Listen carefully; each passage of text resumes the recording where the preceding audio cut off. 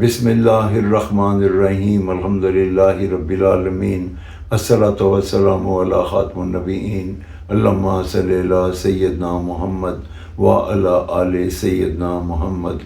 السلام علیکم ورحمۃ اللہ وبرکاتہ۔ میری آج کی حدیث صحیح بخاری 6409 نمبر۔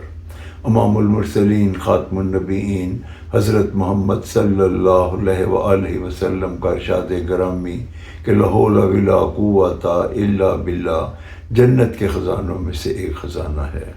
اس حدیث مبارکہ میں نبی پاک صلی اللہ علیہ وآلہ وسلم نے ہمیں لا حول ولا قوت الا باللہ کی اہمیت بیان فرما دی کہ یہ جنت کے خزانوں میں سے ایک خزانہ ہے۔